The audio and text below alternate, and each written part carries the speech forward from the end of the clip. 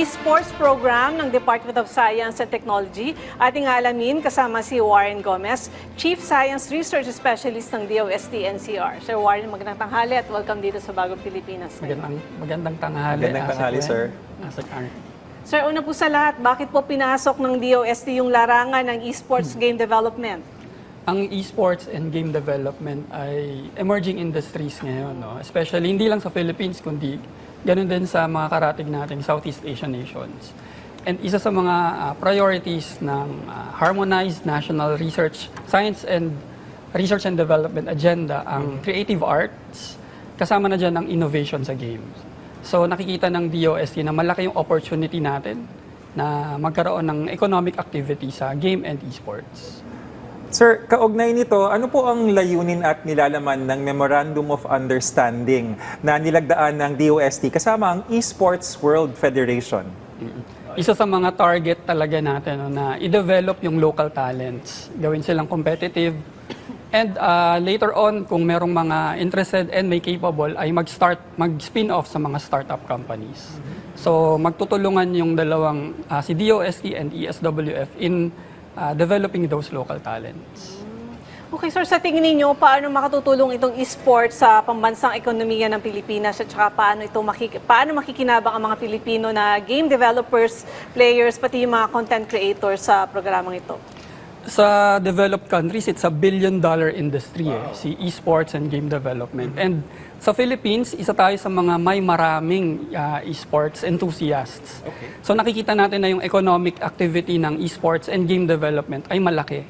And kapag dinevelop natin yung local talents natin, baka in the near future, hindi na international games yung ginagamit or nilalaro natin sa esports. So, kitang-kita, sir, no, na talagang sa inyong pananaw, lehitimong profesyon or career path to. Ang tanong ko ho, paano ito makakatulong sa job creation? Paano yun? Para mas dumadami ba ang ating mga magiging interesado or marami talaga sila tapos magkakaroon lang ng recognition dito?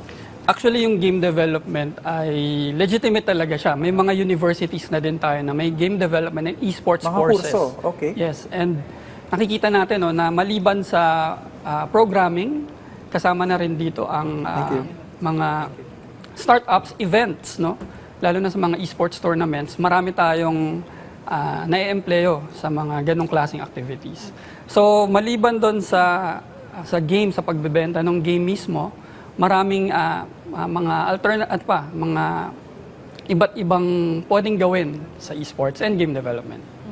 So may binibigay po ba kayong suporta dun sa mga startups o small businesses na nasa gaming o esports ecosystem? Ano po yung mga ito? Priority sila sa mga programa ng DOST. We have the Startup Grant Fund and meron din kaming Small Enterprise Technology Upgrading Program. So kapag meron na sila, established na sila, pwede silang lumapit sa DOST and matutulungan sila sa pangangailangan nila sa technologies, sa processes, even softwares and hardwares na kailangan nila. Baka meron po tayong mga kabataan, no, na nanonood ngayon, nakikinig sa atin. Ano ba yung mga plano ng DOST para tukuyin at sanayin yung mga kabataang may potensyal sa digital sports? At sir, ano pong skills ang nahahasa sa pag-conceptualize at pagbuo o develop nitong mga games na ito? Meron tayong binuong competition, no, ng mga budding game developers or yung mga nagsisimula. So dito nakikita natin yung kanilang creative juices na ilalabas nila yung kanilang marketing skills kasi kailangan ding ibenta yung mga games na yon. Maliban dyan, kapag nag-organize din tayo ng mga esports tournaments, yung social media skills din nila and yung kung paano nila ipopromote yung game and yung event. So yun yung mga nade-develop nilang skills. Sa programa naman ng DOST, we have a bootcamp na sisimulan namin ngayong August hanggang end of this year. Tutulungan natin yung mga students and budding professionals sa game development. Meron po ba kayong age limit dyan or gaano kabata yung mga natulungan na ninyo? We target yung mga senior high schools kasi merong mga high schools na nag-start na, lalo na yung sa Philippine Science High School. So nagkakaroon na sila ng activities on game development. But sa age limit pataas, wala naman pong limit. Pwede tayo. Pwede tayo.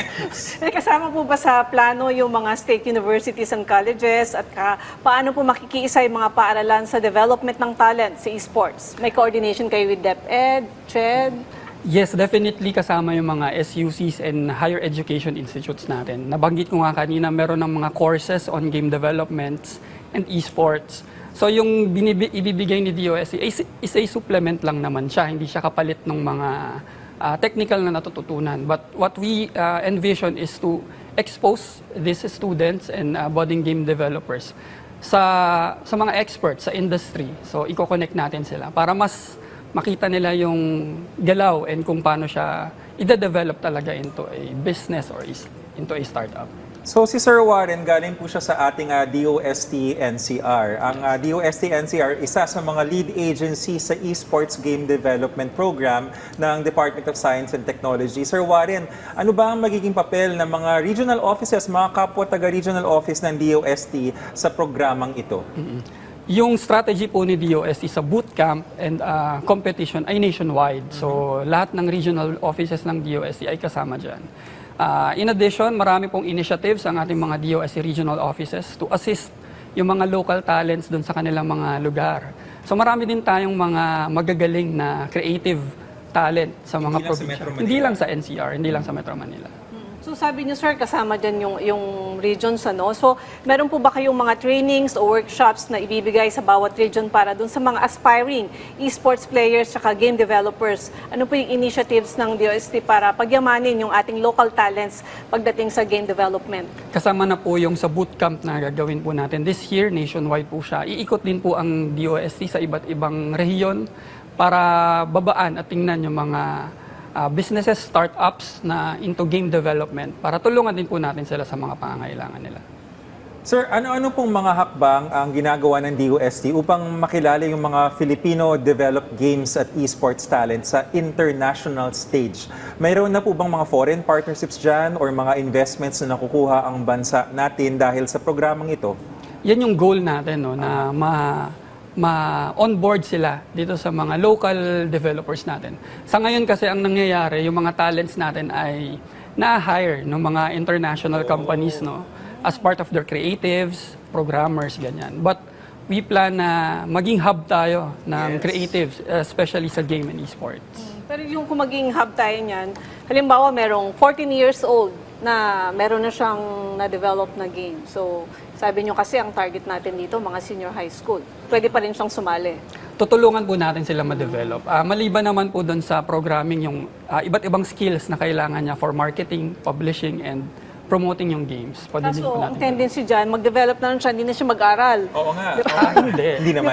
Hindi pwedeng ganon. Kasi yung pagde-develop ng game, kailangan mo rin na ng technical know-how, technical knowledge. No? Very programming Oo. kasama yan. So, kailangan mo talagang pagdaanan yung buong cycle nung ano. Para ka na nag-computer science rin. So, dapat Actually, ganun po. Yun finish talaga. niya rin yung pag-aaral Yes. na. Okay, sir, nung nakaraang National Science and Technology Week, idinaos ng DOST yung unang esports competition. Moving forward po, bukod sa mga nabanggit, ano po yung aabangan ng ating mga manonood sa future initiatives ng DOST regarding esports game development?